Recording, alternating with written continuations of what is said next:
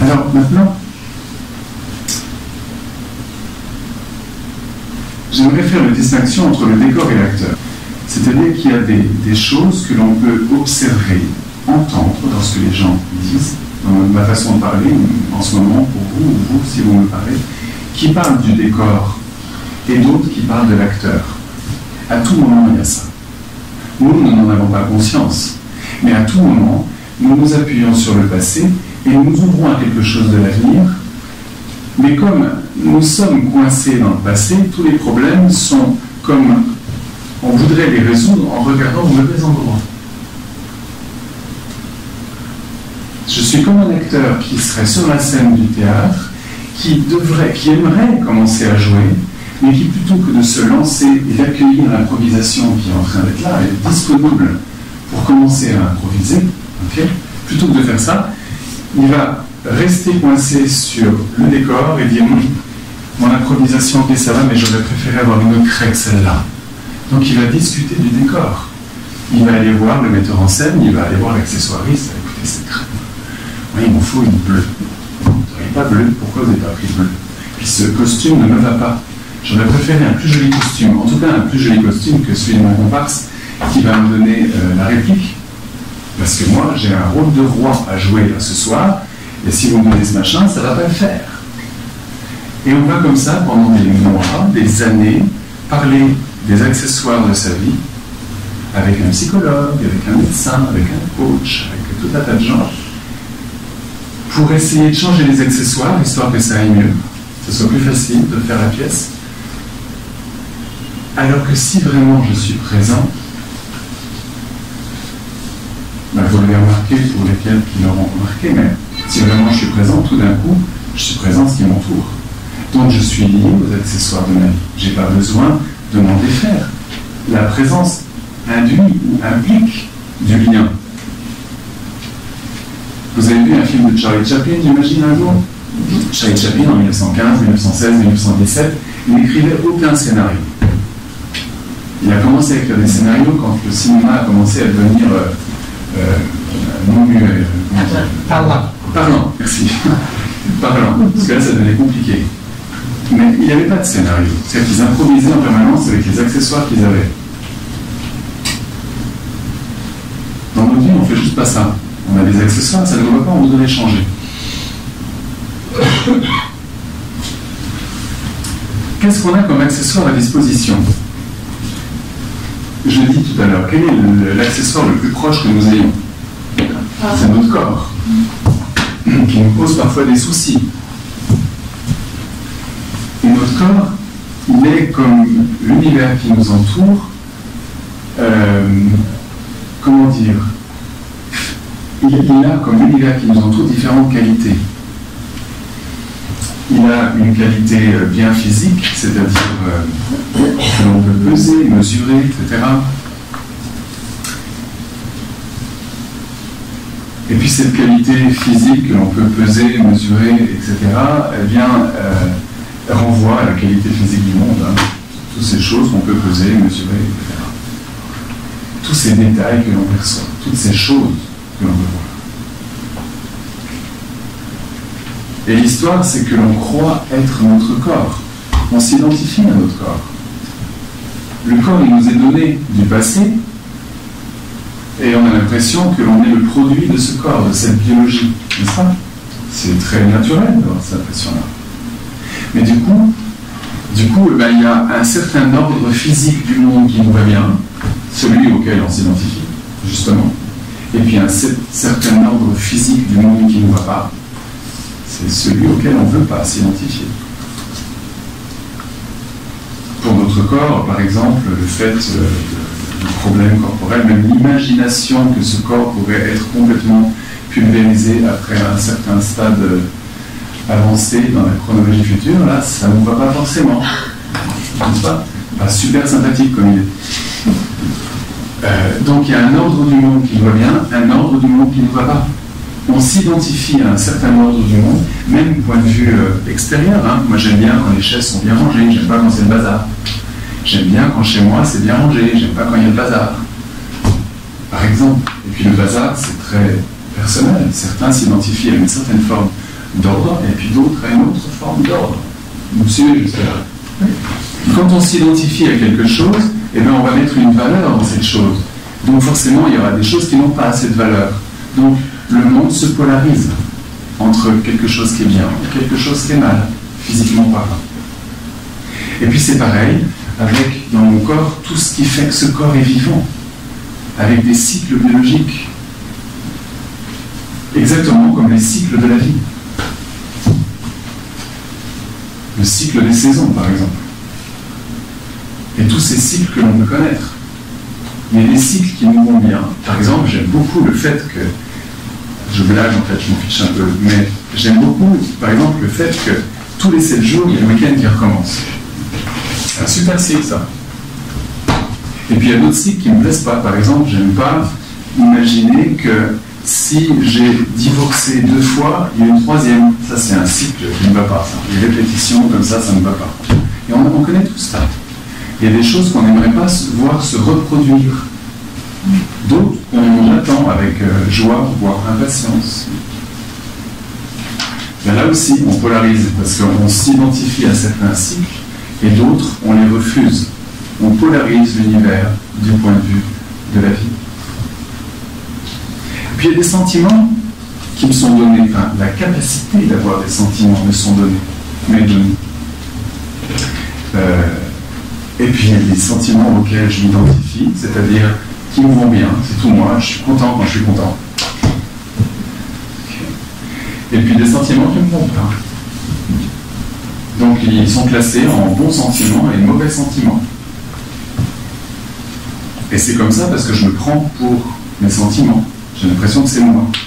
Alors ce sont les sentiments que j'ai. Il n'y a pas de verbe être. C'est un verbe avoir, auxiliaire avoir. Donc le verbe.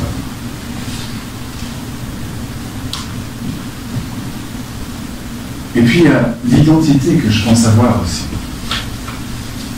Le rôle social que j'ai. Ce à quoi je m'identifie en tant que personne. Et c'est pareil. Là, ça se polarise aussi, parce que forcément, je m'identifie à des choses que d'autres n'auront pas en identification. Donc, il y aura des gens qui partagent mes valeurs, et puis des gens qui les partagent pas. Et de nouveau, le monde est polarisé. Vous voyez que chaque polarisation, sur tous les plans, parle d'une part du décor et du passé. C'est-à-dire qu'on est, à chaque fois que l'on polarise les choses, ce qui est naturel, ce qui est... Du reste, ni mal ni bien, c'est juste un fait. À chaque fois que l'on polarise l'univers en quelque chose de bien, quelque chose de mal, déjà on ne parle pas de l'humain, on parle de son décor, et on parle du passé.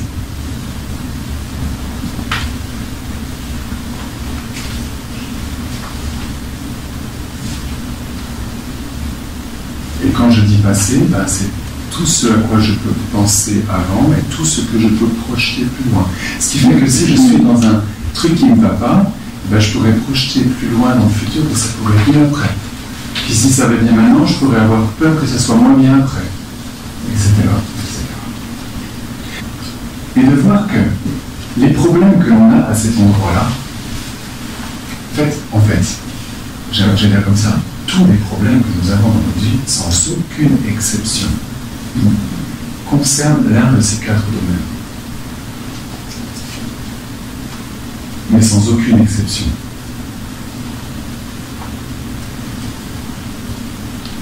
C'est-à-dire que tous les problèmes que nous avons dans notre vie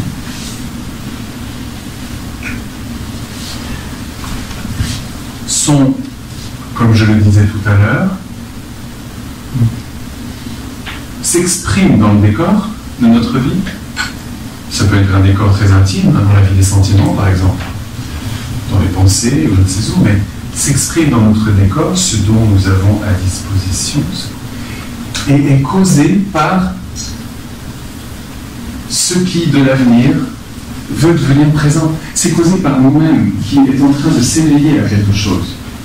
Nous sommes à travers cette épreuve en fait en train de vivre comme les contractions d'un accouchement, notre accouchement. le fait d'accoucher à nous-mêmes maintenant. Et ce n'est pas parce qu'on a des épreuves qu'on s'éveille, hein, j'ai pas dit ça, du tout. Mais du tout, hein. C'est pas parce que ça va mal que chouette, c'est parce que ça va mal qu'on s'éveille. Non, c'est parce que quelque chose est en train de s'éveiller qu'en face, une épreuve résonne.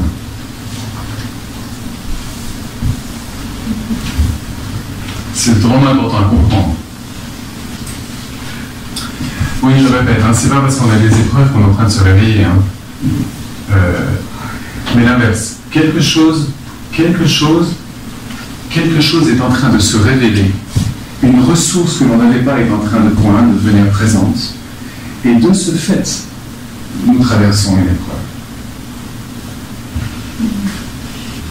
Et cette ressource qui est en train de venir, c'est quelque chose qui n'est déductible de rien du tout qui était, puisque ça vient de l'avenir. C'est une ressource qui va nous aider. Ouais.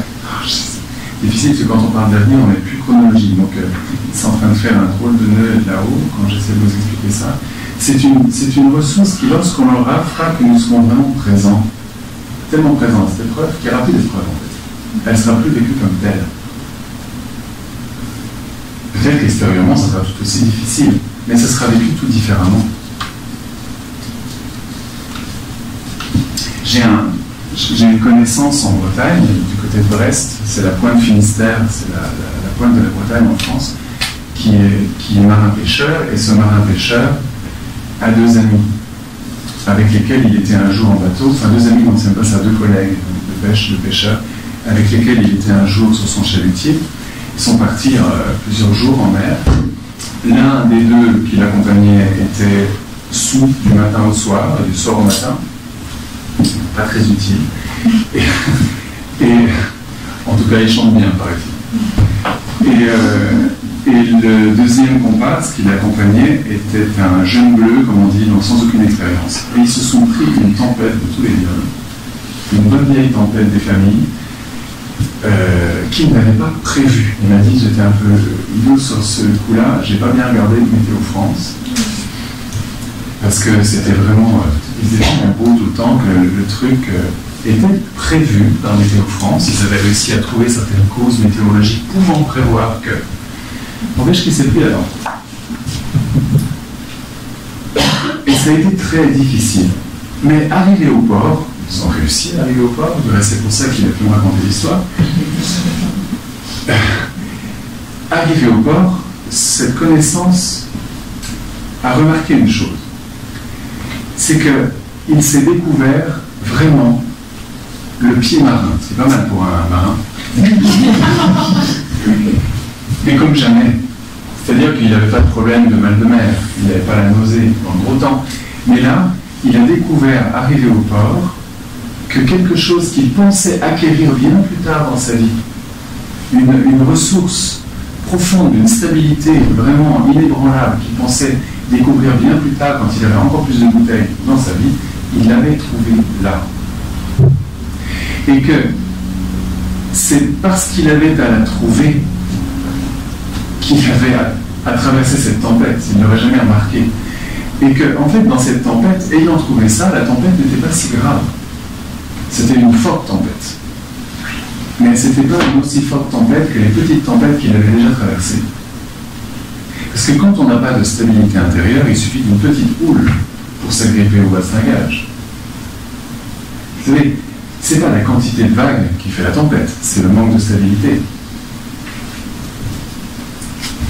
Donc, quand la ressource encore à venir devient présente, et elle peut le devenir à travers une crise, eh bien, cette crise n'est plus, la situation est difficile, mais on peut la traverser.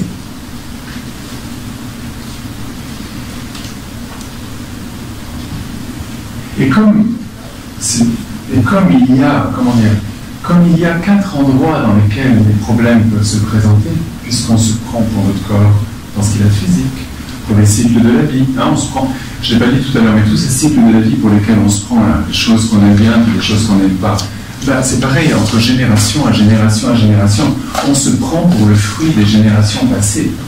on n'est pas le fruit des générations passées en tant que jeune. Corporellement, avec nos habitudes, avec tout un tas de choses, oui, c'est sûr. Il y a plein de choses qui ont été transmises. Mais je ne suis pas ça. Donc on se prend pour tout ça, comme on se prend donc pour un corps physique, tout ce qu'on perçoit physiquement, des cycles, des états d'âme qui s'ouvrent, qui se ferment, et un rôle social, pour faire simple, des choses auxquelles on s'identifie, eh bien, les crises qui ont à voir avec ces quatre choses sont causées par quatre ressources possibles qui viennent de l'avenir.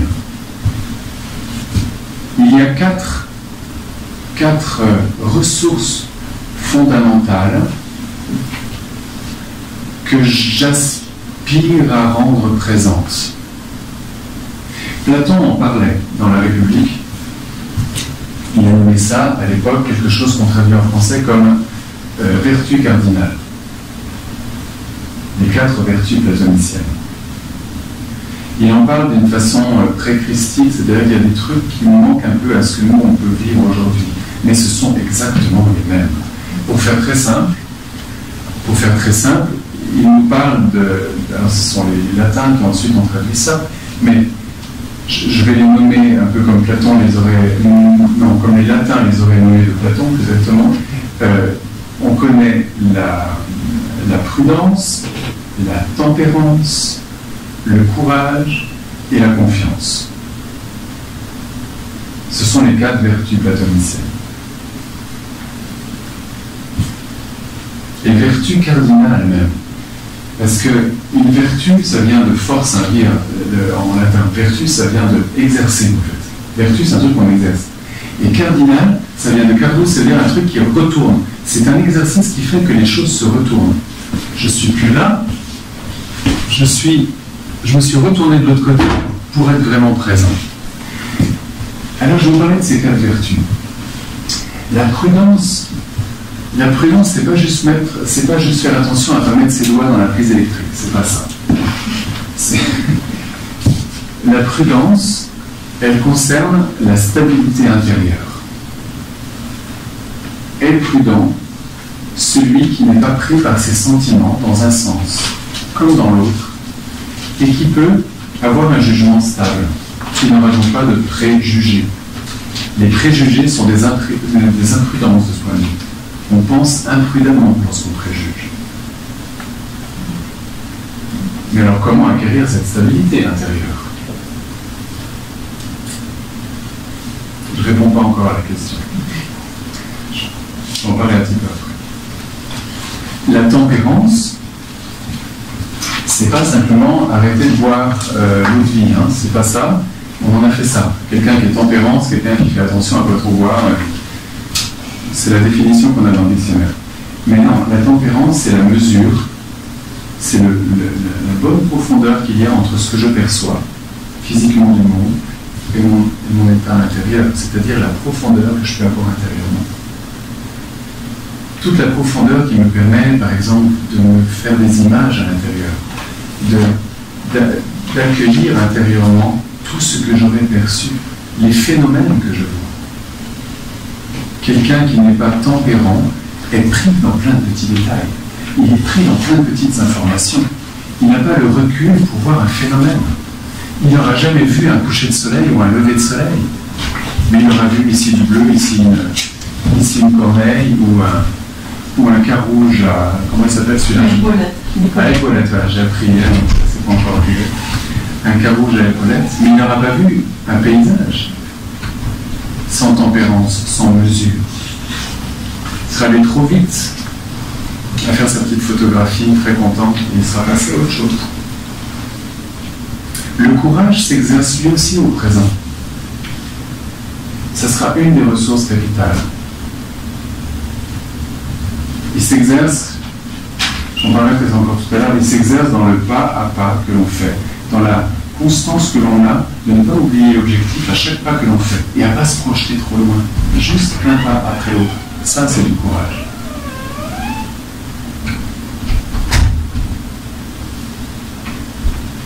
Et la confiance n'est pas l'idée qu'on se fait d'après qui serait bien. C'est pas parce que je me dis, ouais, j'ai confiance, ça se passera bien que j'ai confiance. Là, c'est pas de la confiance, c'est une projection vers après. La confiance, c'est cette capacité maintenant d'accueillir ce qui est nouveau. Et ce qui est nouveau, même si je taxe ça de malchance, du point de vue de la confiance, c'est en ordre. La vie est bonne. Mais ce n'est pas une idée que je me fais sur la vie, ou que j'essaye par la méthode Coué, de m'instiller. Quand je suis confiant, c'est une évidence. C'est quelque chose, vous voyez bien, Platon en parle du reste comme ça, elle s'exerce, mais pour Platon, il explique bien que c'est un exercice de vie, n'est-ce pas? Or, aujourd'hui, ça pourrait être un exercice au présent. Vous comprenez? C'est un peu paradoxal. Si on veut juste être présent, acteur à sa vie, de se dire je vais y arriver plus tard, puisque c'est maintenant qu'on est en train de jouer. Il y a un truc qui ne va pas. Il n'y a pas de chemin vers être quelqu'un de meilleur à nos yeux. C'est maintenant. Si on le projette après, ben on n'est déjà pas présent. On est en train de se faire des films. Vous voyez, pendant toute notre enfance, comme pendant toute notre vie, nous sommes en train de jouer inconsciemment le rôle de notre vie. Quand je dis jouer, c'est vraiment en fait, là, on est en train de... L'enjeu est maintenant. L'enjeu est toujours maintenant. On peut agir que maintenant. On peut bien imaginer ce qu'on fera plus tard, mais on sache que c'est maintenant. En fait. Et à tout moment dans notre vie, c'est ce qui se passe. Quand on est enfant, le décor se met en place. Même notre corps, notre corporéité se met en place. Quand on vient de naître, le corps physique, par exemple, n'est pas du tout achevé dans sa structure. Il sera achevé que vers 6-7 ans. Pour reprendre le même terme, les processus vitaux, les cycles biologiques ne sont pas achevés même à 7-8 ans. Ce sera bien achevé vers 12, 14, par là, 14 ans. Avec la dernière chose qui se met en place à peu près, c'est la capacité de reproduction sexuelle. Tous les états intérieurs, la façon d'habiter ce monde intérieur entre pensée, volonté, sentiment, tout ça, ça se met en place encore bien après.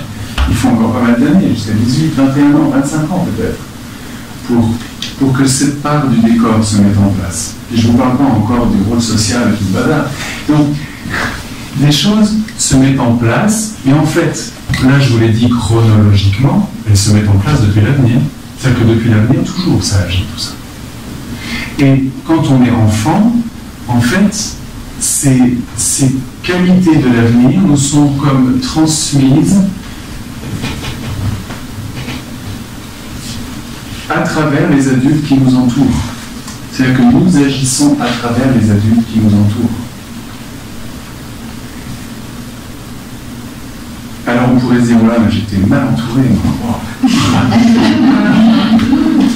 Ah, j'ai pas eu de bol, hein. Quelle malchance. Chance, malchance. Parce que ces impressions qu'on ait mal été entouré et qu'on n'a vraiment pas eu de chance. Quand on pense à tout ça, c'est justement pas une façon de voir sa vie depuis l'avenir. On va savoir à quoi c'est bon tout ça. Ouais, mais quand même, vous imaginez pas ce que mon grand-père me fait. Du point de vue de l'avenir, comprenez? Du point de vue du passé, oula, c'est catastrophique. Du point de vue de l'avenir, tout dépend de la façon de jouer sa vie. C'est comme si le décor m'est proposé, ben maintenant, vas-y, joue, mon gars. Ça m'envoie à la question de la responsabilité, ça. Directement. Est responsable celui qui peut répondre de la situation qui se présente. C'est ça la définition de la responsabilité. Est responsable celui qui répond de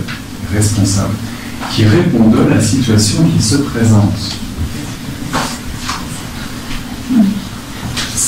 La responsabilité n'est pas à chercher dans le passé, jamais. Ça, c'est une vision biaisée de la responsabilité. Quand il y a eu un problème, un accident, une agression ou je ne sais quoi, on cherche le responsable. Mais en fait, ceux qui sont responsables... Pardon ? On cherche le coupable. En fait, oui, mais voilà, on nomme responsable, mais c'est le coupable. Mais en fait, sont responsables ceux qui peuvent répondre de cette situation maintenant, et donc ceux qui sont concernés. Par exemple, la victime est responsable de ce qui lui arrive dans la mesure où, avec ce qui lui arrive, elle se pose la question déjà, qu'est-ce que je vais faire maintenant avec ça? Comment je continue mon chemin? C'est un tout autre engagement, mais pour faire ça, justement, elle aura besoin, pour l'une d'elles, l'une de ses victimes, peut-être d'une stabilité intérieure, dans des sentiments qui basculent. Elle aura besoin peut-être d'une confiance en la vie, dans des choses qui sinon sont se répéter. Elle aura besoin peut-être de tempérance, de mesure, dans des choses qui restent imprimées comme ça sur sa rétine, à savoir. Quelque chose d'une vertu cardinale lui sera nécessaire, justement pour devenir responsable, justement pour être actrice, enfin si je parle de victime, ou acteur de sa vie. La responsabilité, ça s'agit maintenant. Alors,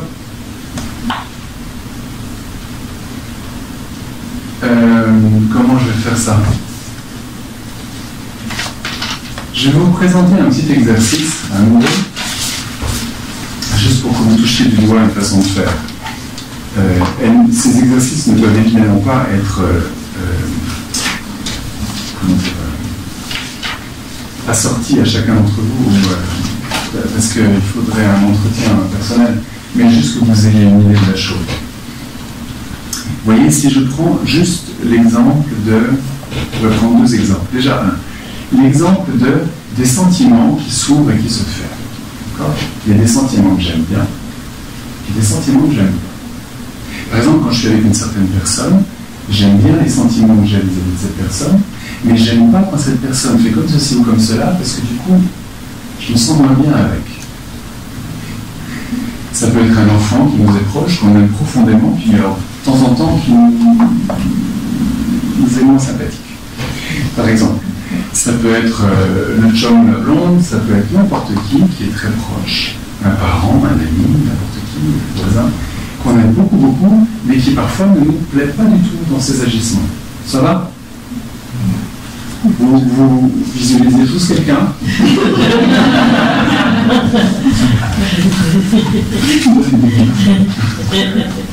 C'est bon. Et puis les sentiments qu'on n'aime pas trop avoir à l'égard de cette personne-là, comme on n'aime pas trop les avoir, parfois on n'aime pas trop y penser, mais pourtant ces sentiments existent, ils font partie de la totalité de notre décor. Il y en a qu'on veut bien voir, puis l'autre on ne voudrait pas. Alors on va se crisper pour surtout pas ressentir ce qu'on n'aime pas, n'est-ce pas? Faire tout un tas de choses du reste, dont je ne peux pas parler maintenant, ça serait trop long. Mais tout est dans le décor. Si on refuse une partie du monde, qu'est-ce qui va se passer? On refuse la totalité du monde. Si je refuse une partie des sentiments que j'ai vis-à-vis d'une personne, je refuse tous les sentiments. Je vais donc faire quelque chose qui fait que je ne vais pas ressentir ces sentiments-là, mais du coup je ne vais rien ressentir du tout. Ça va écraser tous mes sentiments. Si je refuse qu'une porte puisse être ouverte, autant faire un mur, j'ai refusé la porte. Si je refuse qu'elle puisse être fermée, autant l'enlever aussi. Vous voyez? Donc, vous avez visualisé une personne. Eh bien, ce qui serait possible de faire, ce serait de prendre 30 secondes. On va le faire maintenant. C'est pas dangereux. 30 secondes, juste pour ressentir une partie du monde déjà. Cette partie du monde, c'est par exemple, j'aime beaucoup cette personne. Je sens comment ça fait quand j'aime beaucoup cette personne. Je ressens là. Ok? Juste pas comment ça fait en fait, mais de le ressentir. Il n'y a pas besoin de mettre de mots là-dessus. Il n'y a surtout pas besoin d'y réfléchir. Juste sentir ça. Ok, je vous laisse 30 secondes, 45 secondes. Vous sentez où c'est dans votre corps peut-être. Vous sentez quelque part, ça vous touche quelque part peut-être.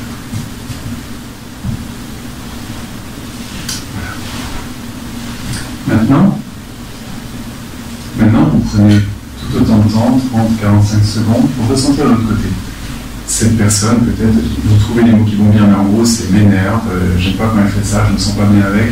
En fait, en gros, c'est ne m'est pas du tout sympathique dans ces conditions-là. D'accord? Ressentez juste comment ça fait là, sans aucun jugement ici. Juste sentir comment ça fait dedans. Ok? 30 à 45 secondes. Voilà. Donc là, vous avez eu deux expériences, pas forcément très intenses, mais en tout cas deux expériences différentes. Maintenant, prenez un petit moment pour, comme vous souvenir des deux choses ensemble. Vous ne balancez pas de l'un à l'autre, vous vous souvenez des deux expériences ensemble. Prenez le temps pour reprendre ça dans votre conscience. Les deux ensemble. Même si ça paraît étrange, essayez de faire ça.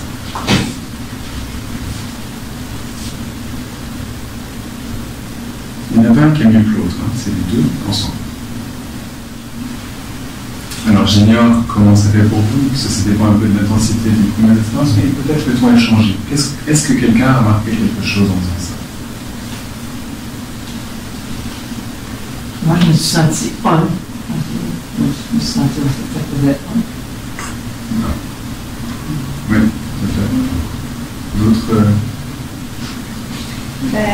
La première fois, quand c'était agréable, j'étais plus au niveau ici. Puis après ça, quand c'était désagréable, c'était dans le ventre. Ouais. Puis après ça, quand je me suis sentie vraiment, comme dit madame, ça s'est dissipé, puis ça a fait, c'est ça, la connexion physique en tout cas.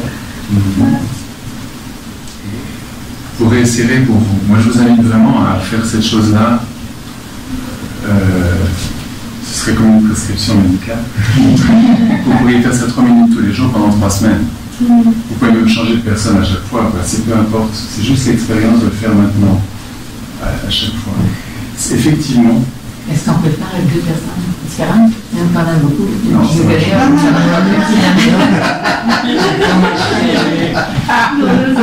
C'est vrai la question. Non, c'est une chose polarisée, une relation polarisée. C'est pas deux. Ah, ok. Donc pendant 3 répétez les Pour moi, si vous voulez, 3 semaines, c'est déjà bien. 3 minutes pendant 3 semaines. Oui, et de remarquer que dans ces grands mouvements intérieurs, que sont je me ferme en gros, quand on se met là au milieu, on trouve la stabilité. Quelque chose qui est c'est stable. C'est stable comme le corps physique peut être stable. C'est ce que le corps physique nous permet d'éprouver sur Terre, une stabilité intérieure. C'est une stabilité que l'on vit dans son monde intérieur. C'est la vertu cardinale platonicienne que Platon appelait prudence. On devient prudent parce que finalement, quand ceci étant exercé, dans la relation à l'autre, il y a une tranquillité qui vient, il y a une paix. Donc, les pensées que l'on a au sujet de cette personne, c'est en cela que Platon parlait de prudence, les pensées ne seront pas hâtives.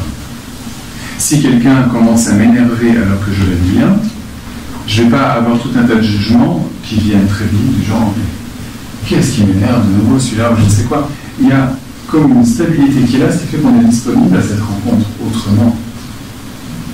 C'est pour ça qu'il l'appelait prudence, moi je l'appelle stabilité, c'est pas... Mais ça donne quelque chose, en fait tout se passe comme si une part, tout se passe comme si je suis actif depuis l'avenir à travers mon corps physique. Je suis actif depuis l'avenir à travers mon corps physique et ça me donne une stabilité dans mon monde intérieur. Le pourquoi corps physique avec le monde intérieur, ça sera demain. Mais le pourquoi n'est pas très important, à vrai dire. C'est intéressant parce que ça ouvre plein de perspectives, mais c'est pas important maintenant. Tu veux répéter, c'est que je suis active à travers mon corps. En fait, je suis actif. En fait, je deviens présent dans ça, je ressens n'est-ce pas? Oui. C'est que je suis là, je ne suis plus pris entre j'aime bien cette personne. Non, je ne suis plus pris entre j'aime plus cette personne là maintenant, puis j'aimerais bien que ça aille mieux après. Hein? Ou alors, j'aime bien cette personne, mais j'aime pas commencer quand elle va pas bien.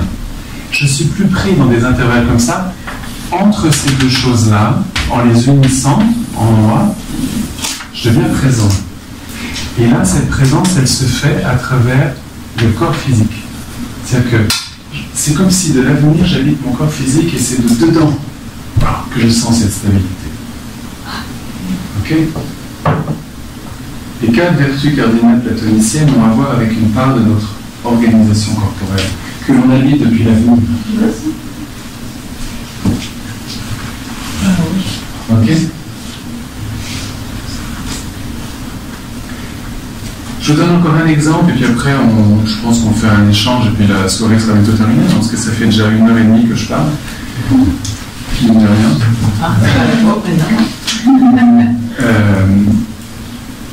Un autre exemple qui concerne non plus maintenant les sentiments, comment je vous présente ça, mais qui concerne ce à quoi on s'identifie dans notre rôle.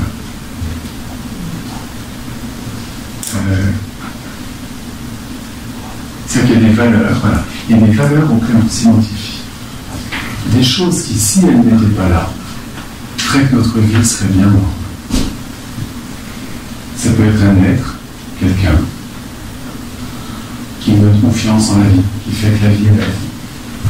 Mais c'est bon, je ne parle pas de sentiments en ce moment, je parle d'autre chose. Quelqu'un qui est proche de moi et qui fait que sa présence fait que la vie vaut le coup d'être vécue.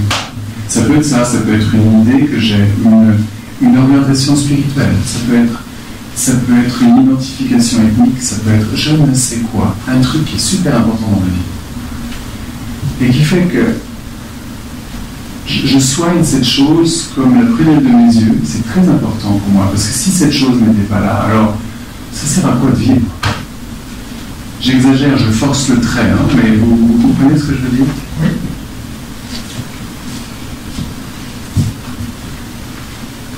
Dans un endroit comme la Grande Bourse, ce peut être pour certains d'entre vous, par exemple, carrément l'anthroposophie, hein, qui joue ce rôle.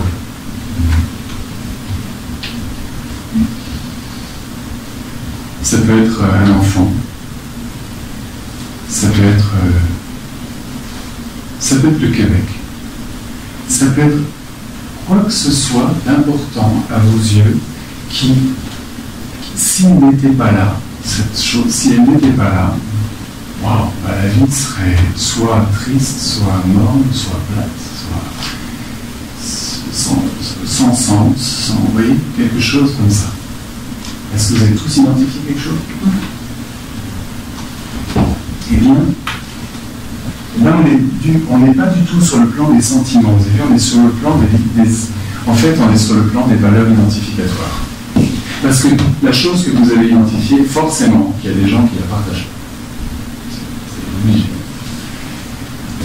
Et si c'est par exemple un enfant, bah, les autres ils s'en fichent de vos gamins en fait, mais c'est pas tant qu'ils ne partagent pas votre enfant, c'est que les autres peuvent être même dangereux pour votre enfant, par exemple. Il y a ceux qui partagent ma valeur et ceux qui ne la partagent pas. Et ceux qui ne la partagent pas sont forcément des gens qui peuvent profaner la valeur que j'ai là. Alors, prenez un petit instant, pas forcément un exercice émotionnellement simple, mais n'empêche qu'il est super important. Prenez un petit moment pour 30 secondes suffiront, puis vous pouvez faire ça chez vous, pour sentir juste comment ça fait en vous disant cette chose, ou cet être, peu importe, cette chose, cet être, existe. Comment ça fait? Cette chose existe dans ma vie. 30 secondes. Voilà. Peut-être y a-t-il une pointe de fierté. En tout cas, ça appartient. C'est possible. Je veux dire que vous avez senti ça. Maintenant, prenez tout autant de temps pour cette chose, pas simple émotionnellement, mais n'empêche, elle n'est pas dangereuse à faire, mais vraiment importante. Représentez-vous la chose suivante. Cette chose n'existe pas.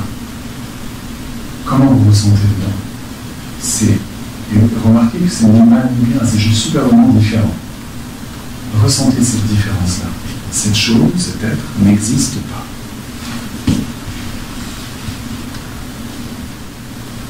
Est-ce que vous éprouvez maintenant?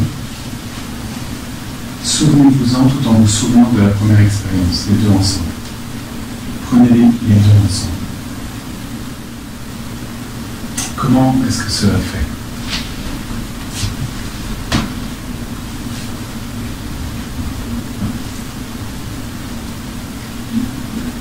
une espèce de paix, de savoir que les moments où ce n'est pas là, ben, je peux toujours y accéder. Donc, il y a un équilibre et je peux m'en passer.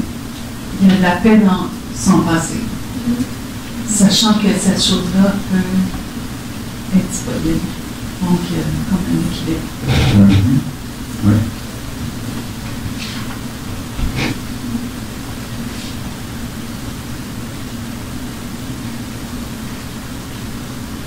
Donc, ça faisait oui. Ça faisait quoi? Oui. C'est pas des petits mots comme ça. Ça faisait ça. Là, c'est oui. Ça fait oui. Comme si j'accueillais tout. Ouais. J'accueillais tout. Tout est possible. Ah oui, exactement. Oui. En dépit de tout, je suis là. Je suis là, en dépit de tout, j'y suis. Oui, c'est aussi ça. Ce sont des roses avec des épines, mais elle permet de voir le champ tout ouvert. Je ne sais pas comment dire autrement. Chaque épine a un secret. C'est ça, hein? Derrière cette image poétique. Je vous invite à refaire ça chez vous. Vous remarquerez effectivement que ça ne donne absolument pas la stabilité de tout à l'heure. C'est un autre endroit. Ça fait effectivement c'est en ordre. C'est correct. C'est bon. Tous les possibles sont là. Et je suis. Je suis dans tous les possibles. En fait, je ne me vis même plus comme dépendant du fait que cette chose soit ou pas. Je suis. Et c'est en ordre ce qui arrive. Ça s'appelle la confiance. Cette expérience-là, c'est une expérience de confiance. Et nous avons des valeurs identificatoires d'autant plus identificatoires que nous manquons de confiance. C'est le manque de confiance qui fait qu'on a besoin vraiment de tenir un truc identificatoire. Alors que si c'est en ordre, tous les possibles sont en ordre, on peut agir différemment vis-à-vis de tout ça. Ça ne veut pas dire qu'on s'en fiche, vous remarquez bien pour ceux qui ont fait cette expérience. Il n'y a aucun fatalisme, on est complètement présent, disponible à ce qui est.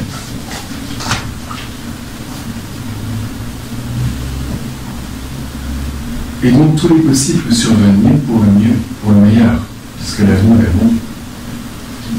La malchance et la chance, vous savez.